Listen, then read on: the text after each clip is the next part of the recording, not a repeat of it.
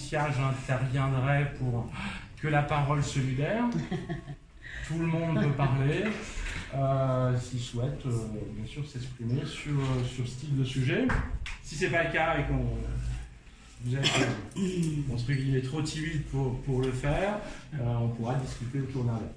Donc je laisse, j'ai également à présenter les excuses de Noisette Turc, qui était ancienne première adjointe à Saint-Marcel, militante associative, notamment dans le domaine de l'insertion, et de Johan Pimentel, donc, qui est le délégué départemental de l'UDE et qui est actuellement à Clermont-Ferrand, donc comme beaucoup, qui a une activité professionnelle ou qui sont en vacances et qui ne peuvent nous rejoindre ce soir. Donc à toi, Patricia. Merci Laurent. Bonsoir. Alors moi, écoutez, je suis heureuse de vous accueillir dans, on va dire, mon atrium, je dis toujours ça, mais qui est aussi un peu le vôtre, parce que c'est un lieu public. Et surtout, cet atrium, c'est un lieu, je l'ai voulu, pluriculturel. Donc un lieu d'accueil qui accueille aussi bien des artistes amateurs que des artistes professionnels, un lieu d'échange vivant et vivifiant, comme je dis toujours, et qui peut donc accueillir quelqu'un comme Laurent, voilà, parce qu'on est des citoyens et que l'art a aussi sa citoyenneté. J'ai la chance de posséder ce lieu et donc de le faire vivre d'échanges et de rencontres. Donc je voulais juste vous annoncer, vous présenter la personne qui est là, qui est Marie Naomi, qui a fait les photos, qui est une jeune photographe justement, qui démarre et à qui j'ai accordé cette chance de pouvoir montrer son travail. Et prochainement une grosse exposition, en fait c'est pas une exposition, enfin c'est une exposition, mais tu peux venir vers moi Lionel. Voilà, Lionel Boulet, qui est un des plus grands collectionneurs en Europe de Bruce Lee, en fait. Sur l'acteur Bruce Lee, donc il possède à peu près 3000 pièces. C'est un des seuls à les montrer. Voilà, un des seuls à ouvrir sa collection. Il va rester 3 semaines à l'Atrium. Donc voilà, écoutez, je souhaite longue vie à mon atrium, qui puisse continuer ainsi et brasser autant de différences, parce que c'est ce qui m'importe. Il est ouvert à tout, sauf à tout propos violent, défaillant, mais pour le reste, voilà, il est motivé par l'échange. Voilà, je vous remercie. Merci.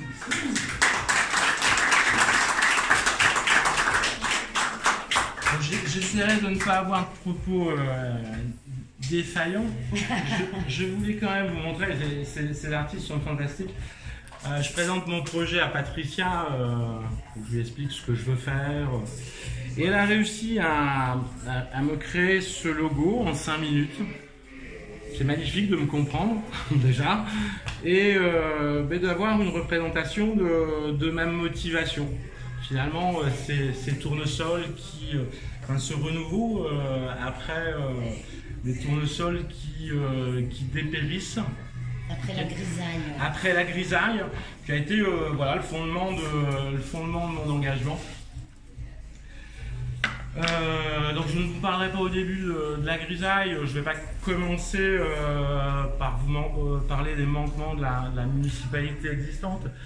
Je dirais que c'est pas l'objectif et je souhaite essayer de pouvoir travailler, faire de la politique différemment, c'est-à-dire ne pas, comme tous, à chaque changement, être dans l'opposition systématique, surtout, bien que quelques aspects, on y reviendra, sont contestables.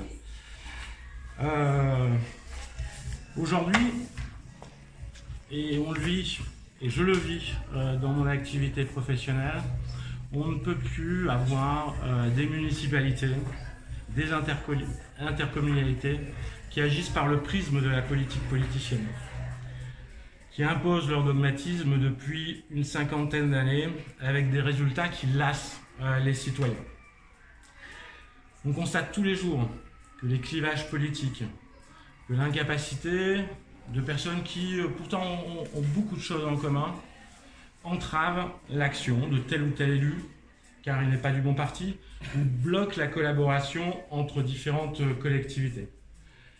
Que les décisions, et à Châlons il y en a eu quelques-unes, sont prises non pas au regard de l'intérêt du citoyen, mais au regard d'un positionnement politique qu'on veut affirmer. Si on se positionne sur le seul intérêt du citoyen, je pense qu'on a le devoir, et surtout sur une municipalité, de dépasser ces étiquettes politiques et de travailler ensemble. Ensemble pour une ville qui s'inscrive dans son environnement, d'où l'obligation de travailler avec des gens qui pensent différemment, qui soutient par exemple sur Châlons le monde rural au sein de l'intercommunalité, qui travaille avec les autres collectivités en étroite collaboration. Ensemble pour inventer bien sûr une vie sociétale plus intense. Ensemble pour faire de cette ville une ville exemplaire en innovation technologique, à travers bien sûr la politique de l'habitat, la politique du transport, et faire que l'environnement devienne un enjeu économique, créateur d'emplois et non plus une contrainte. C'est un enjeu, et c'est l'enjeu des années à venir, réconcilier cette écologie, la problématique sociale et la problématique économique. Alors on peut décliner à l'envie, sachant qu'au niveau de ma démarche, moi j'appartiens à aucun parti politique. Par contre, je veux vraiment porter cette dynamique d'union, parce qu'il m'apparaît important, par rapport à la division qu'on constate, de pouvoir porter autre chose et porter une dynamique avec toutes les composantes qui ont leur qualité, à la fois en termes de fondement idéologique, mais qui ont des qualités humaines et techniques indéniables.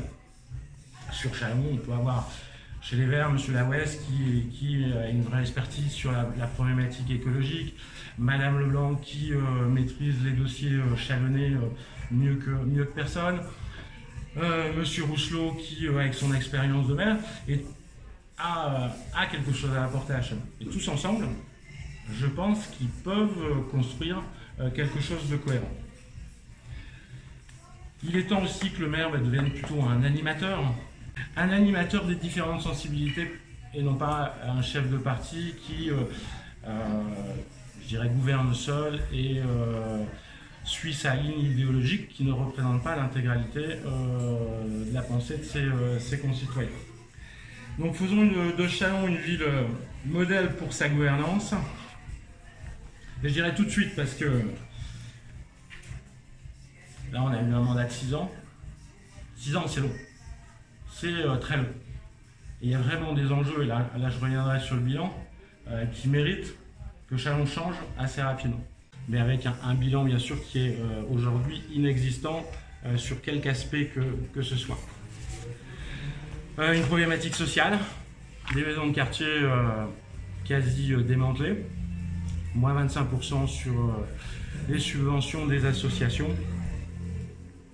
Et alors même si électoralement c'est peut-être pas porteur, un positionnement non républicain qui ne correspond pas à l'idée de la société que je me fais.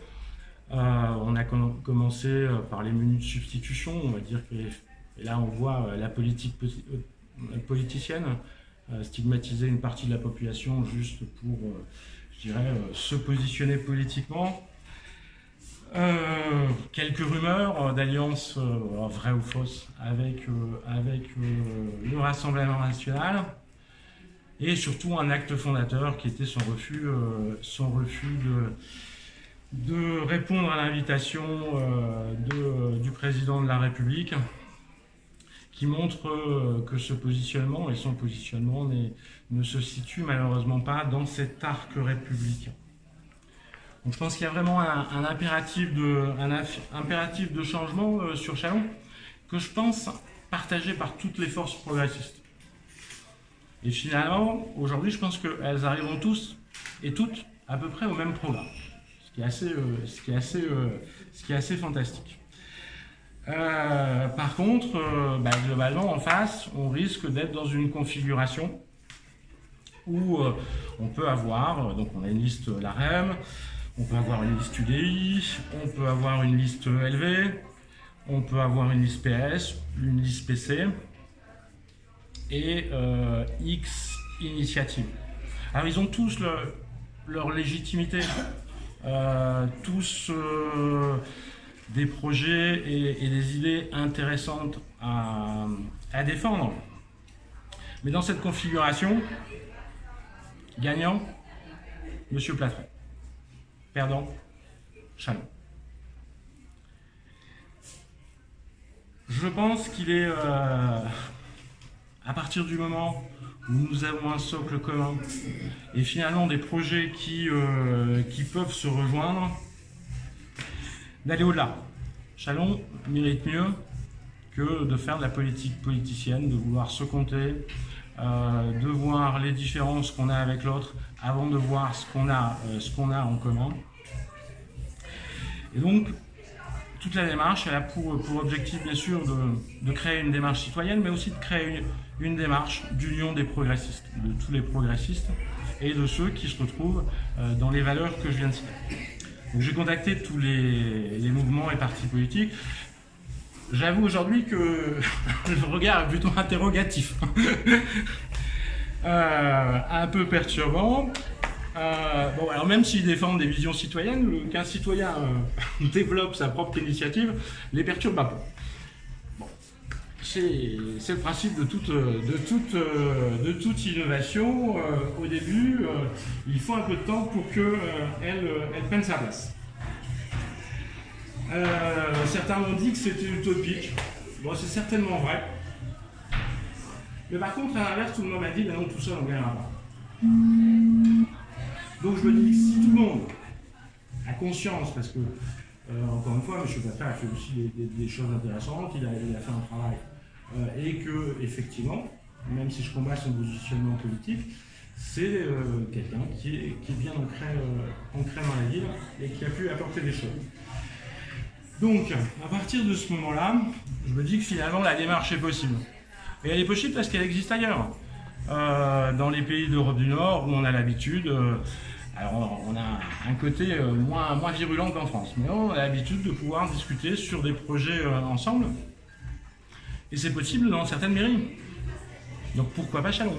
Certaines mairies, et se regroupant sur un projet, arrivent à faire travailler des gens allant de la droite de la démocratie chrétienne à la gauche, parce que pour eux, la ville est plus importante que leurs différences.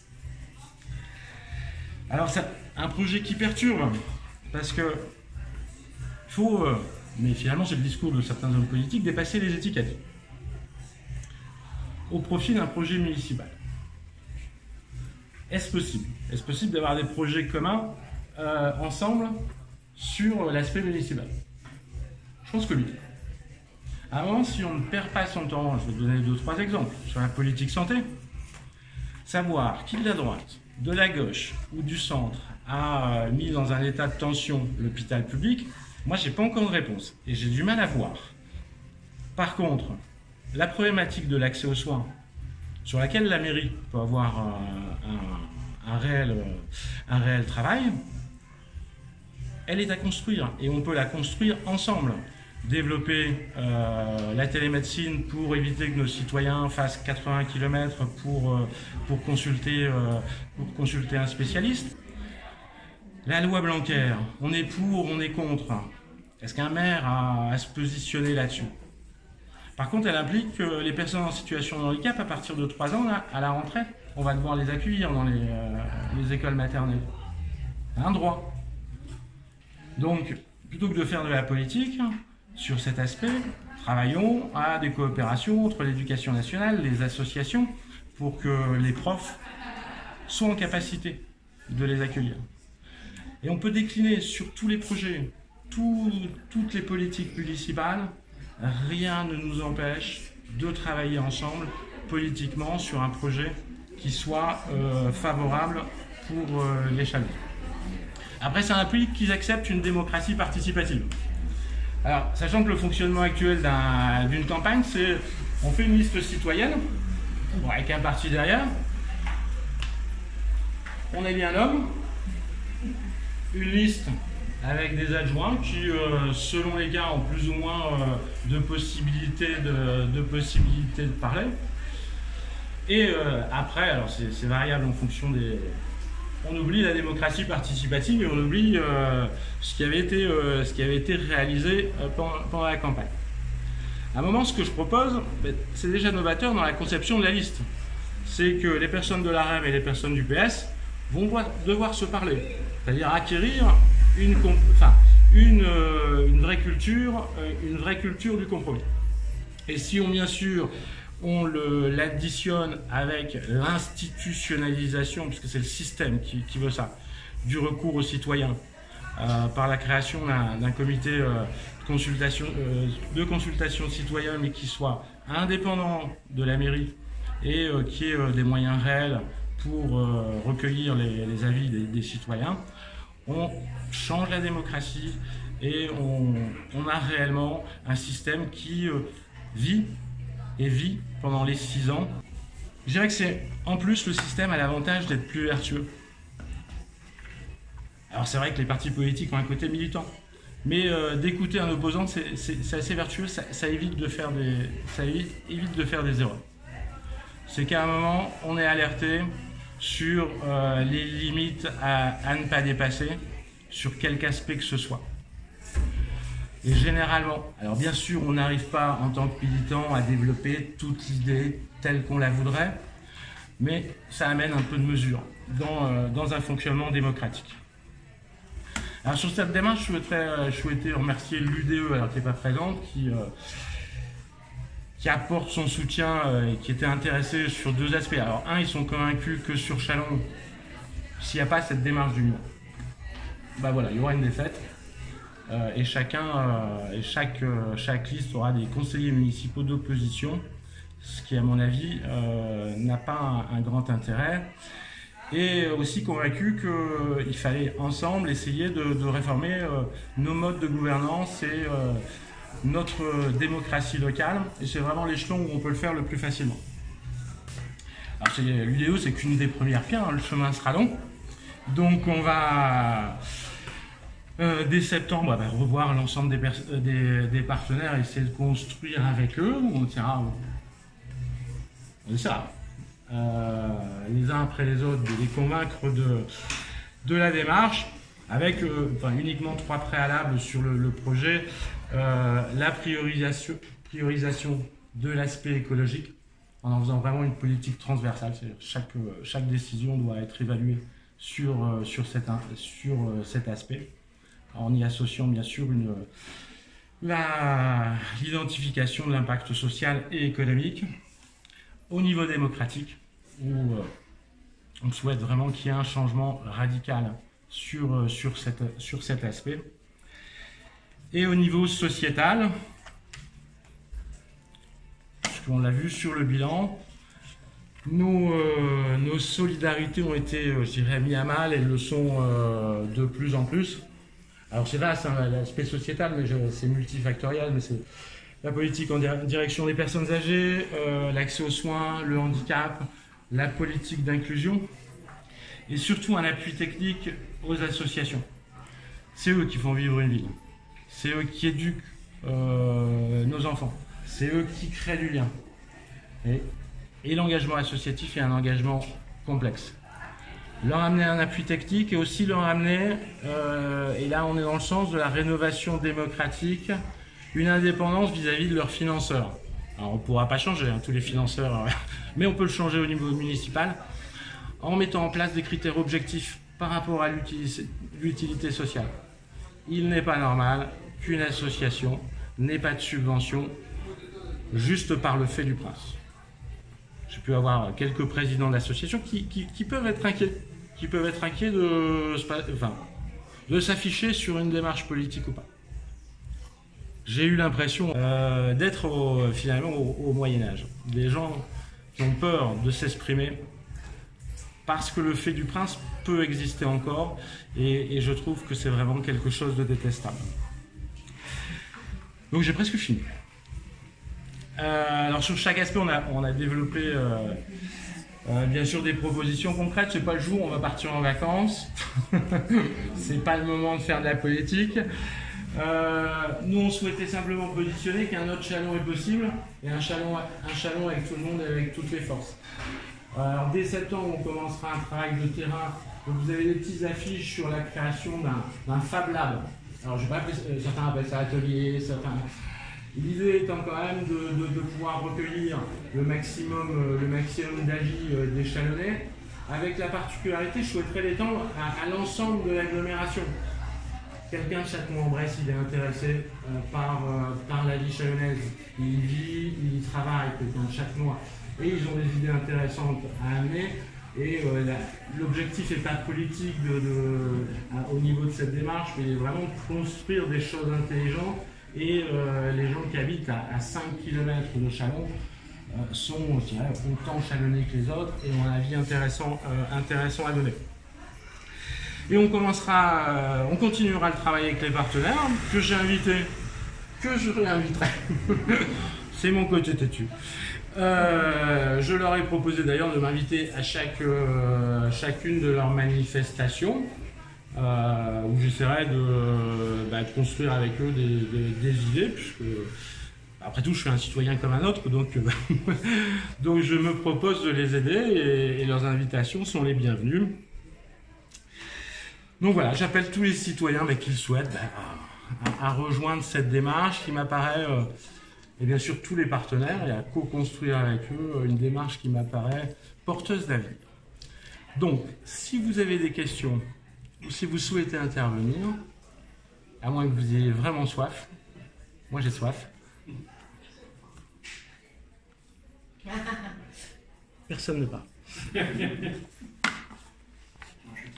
Allez, monsieur Roy. Je vais être très honnête avec vous. À minuit, il m'a dit bon Gérard, si tu prends la parole de donc voilà. Non, plus sérieusement, moi je connais Laurent depuis 10 ans. C'est un homme qui a des vraies convictions politiques, c'est un vrai démocrate, c'est important. Et quand il parle de réunir plusieurs tendances politiques, moi j'y crois vraiment. Et il a cette vocation, il a cette fibre en lui, et voilà, c'est une démarche tout à fait honnête.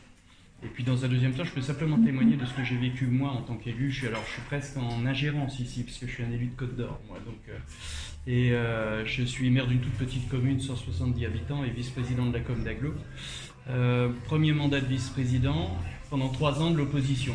J'étais au PS, le maire de Vaud n'est pas tout à fait au PS, donc une opposition farouche, assez virulente. Alors, mon fait de guerre, c'est d'avoir bloqué un conseil communautaire pendant 3/4 d'heure. Voilà, donc pendant 3 ans, j'ai fait que ça en fait. Parce que tout le reste, vous ne pouvez rien faire d'autre. Vous êtes dans l'opposition, vous vous opposez au président, donc vous êtes blacklisté et vous rentrez. Alors vous allez dans les commissions, mais dans les commissions, évidemment, quand vous avez 90 représentants et que vous êtes 17 opposants, dans chaque commission vous êtes marqué partout, vous ne pouvez rien faire. Et on a décidé de travailler différemment, avec quelques amis, qui étaient parmi le groupe d'opposants, dont un ami, je peux le citer, Michel Quinet, qui est maire de Sainte-Marie-la-Blanche. Moi-même, on a décidé de faire de l'entrisme et dire non, on va travailler, parce qu'on ne va pas passer encore 3 ans à rien faire. Et avoir simplement un article dans le journal qui nous signifie qu'on est opposant à l'un sur l'autre. Et on a travaillé avec lui, et effectivement, c'est beaucoup plus constructif. Et quand Laurent parle de l'efficacité en étant élu, vous avez un mandat pour 6 ans, et vous allez faire que de la politique pour 6 ans, de la politique politicienne. C'est un gâchis phénoménal. Depuis que j'ai décidé de faire autrement, j'ai porté un projet sur la revitalisation de la viande bovine. Ça a aidé les agriculteurs, et maintenant ils ont une rémunération supérieure.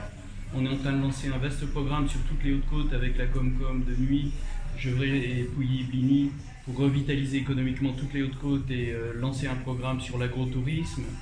On lance un programme aussi sur le maraîchage bio et d'autres cultures bio à l'échelle du Pays Beaunois, 90 communes. Donc voilà, là on a l'impression de pouvoir faire des choses. Et finalement, ce que tu as dit est très vrai, c'est qu'on a appris à travailler avec une opposition qui était la nôtre. Eux ont appris à travailler avec leur opposition qui était nous. Et on a fait de bonnes choses ensemble. On s'est écouté, on a, je pense, fait fléchir certaines décisions. On a, en étant constructif et en travaillant réellement à l'intérieur, on a réussi parfois à infléchir des décisions, à apporter vraiment une amélioration sur un programme. Et puis j'ai trouvé beaucoup de gens très intéressants dans le camp qui n'était pas le mien. Et humainement, c'est une belle aventure. Donc il faut réfléchir. J'ai l'impression que le mouvement des Gilets jaunes nous a ramené à ça. En fait, faire de la politique politicienne en permanence, ça lasse les gens. Et je pense que ça demande beaucoup d'énergie, ça demande beaucoup de sacrifices et de compromis. Et ces sacrifices et ces compromis, ce n'est pas les politiques qui payent l'addition, ce sont souvent les usagers, ce sont les citoyens et ce sont les habitants. Donc moi, je m'associe complètement au mouvement de Laurent. Et je pense qu'un animateur qui n'est pas encarté sur un regroupement de plusieurs tendances, ça peut être quelque chose d'intéressant et c'est peut-être dans l'esprit d'une des demandes que les citoyens français ont demandé en manifestant et en disant ras-le-bol. Et peut-être qu'on en a ras-le-bol de la politique politicienne qui nous prend tant d'énergie et qui nous essouffle. Après, il faut garder ses convictions. Les miennes, par exemple, pas d'extrême. C'est très important de le dire. Il y a des limites, mais voilà. Mais dans ces limites-là, il y a quand même un jeu possible et on peut faire des choses. Voilà.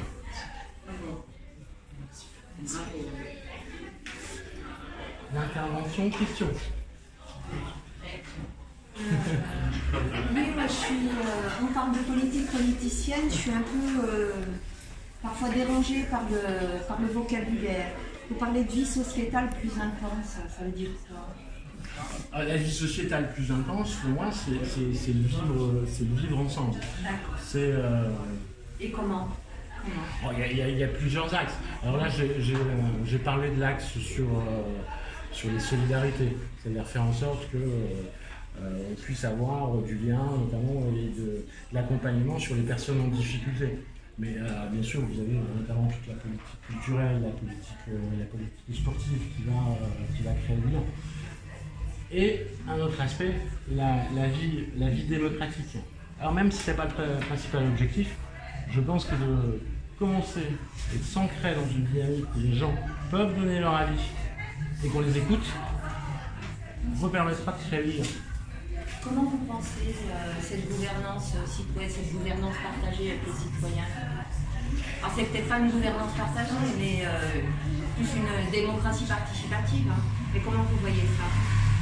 Elle a plusieurs aspects, je pense. Alors après, ça sera un peu construit avec tout le monde. Un des aspects dont j'ai pas parlé qui m'apparaissent importants, c'est déjà le droit à l'information.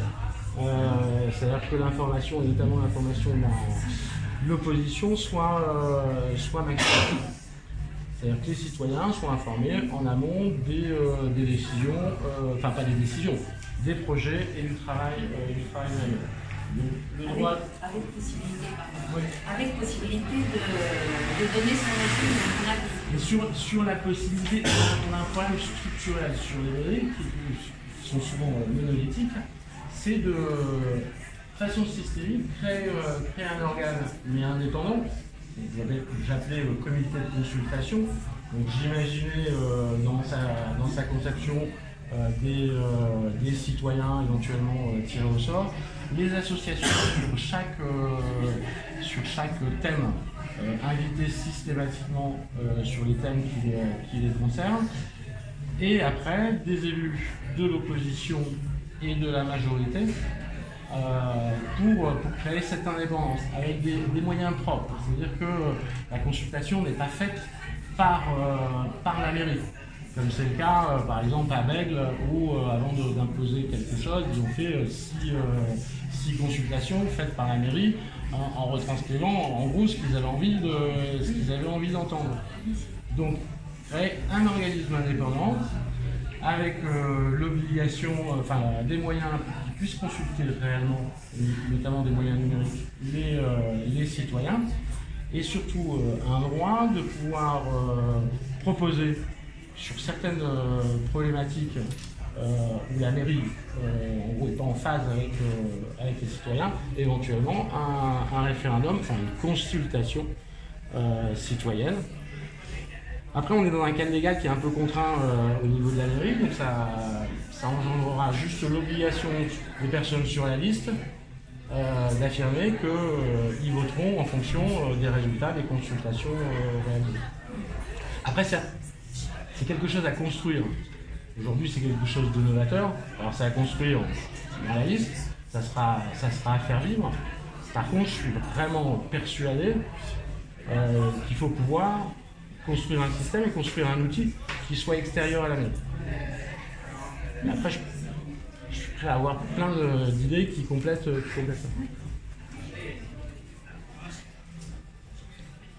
Oui, je voulais quelques mots seulement. D'abord, bravo pour l'engagement que tu as et le projet que tu as pour la ville. Personnellement, j'ai beaucoup donné à cette ville, que ce soit sur le plan associatif que sur le plan en tant qu'élu. Je ne suis pas engagé politiquement, je ne l'ai jamais été. J'ai eu un maire qui m'a respecté, je dois le reconnaître. C'est-à-dire que quand il m'a sollicité pour les élections de 2008, d'ailleurs j'ai été sollicité et par Gilles Platret et par Christophe Sirugue à l'époque. Gilles Platret, je le connais depuis qu'il est tout petit, c'est-à-dire depuis qu'il a 7 ans, donc je connais sa famille, etc. Donc j'aurais pu évidemment accepter d'être dans la liste de Gilles Platret. J'ai accepté d'être dans celle de Christophe Sirugue, même si je ne suis pas socialiste, je suis un humaniste, certains me reconnaîtront. Et Christophe Sirugue m'avait dit je respecterai ton engagement apolitique.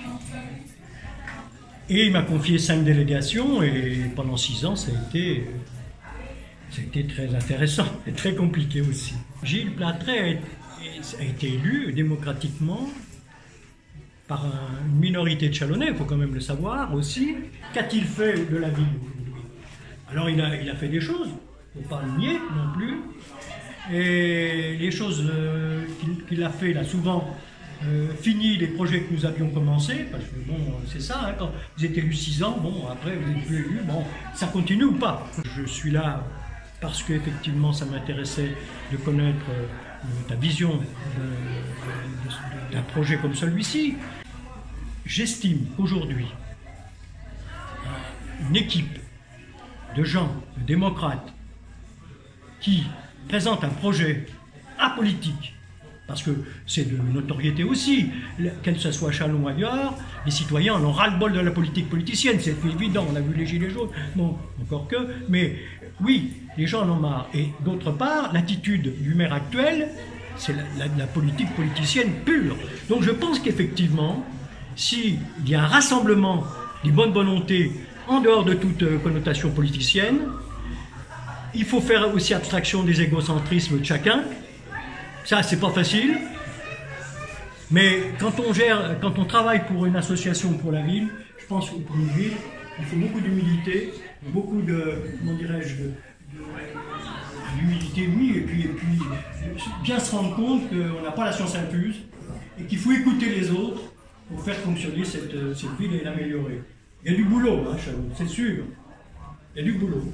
Maintenant, moi j'ai la conviction, j'ai donné, hein, et bon, l'âge que j'ai, ça commence à me peser un peu, mais je suis toujours en colère. Pourquoi? Parce que je me dis, la ville de Chalon mérite mieux. Mérite mieux que le petit Gilles Platret avec lequel j'ai des rapports, je t'aime moi non plus, vous voyez ce que je veux dire. Voilà. Et donc, je pense que ton projet, si faut faire un programme, un bon programme, en parler avec les autres équipes, parce qu'il y en a d'autres. J'ai l'impression que tout le monde va y aller dans le désordre comme d'habitude, et puis bon, lui, il attend que ça. Hein. Ah oui. Bon. Donc, pour l'instant, je me dis tout de suite, il n'est pas inquiet. Voilà. C'est terminé. Je n'ai pas encore compris votre projet. Voilà, c'est ça. Et vous parlez de transition écologique dans une politique transversale, ça veut dire quoi? C'est simplement... généralement, on a une politique écologique qui est beaucoup plus différenciée. Je pense que chaque action et chaque politique de la mairie, quel que soit son nom, doit être évaluée en fonction de l'impact écologique qu'elle peut avoir ou pas. C'est tout. C'est ça, la politique transversale. Non, c'est le mettre en œuvre, et de l'appréhender de façon transversale sur toutes les politiques. À partir du moment où c'est la priorité, on évalue chaque action selon cet axe-là, qui est le guide de fonctionnement de la majorité municipale. Quel impact sur une action sociale, sur une action... sur l'écologie et sur l'empreinte carbone. Pour pouvoir prendre la décision en fonction de cet impact.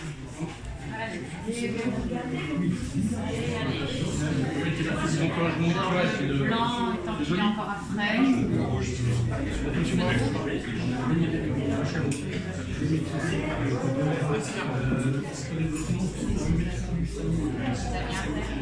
Oui, c'est là que je suis un Un petit blanc.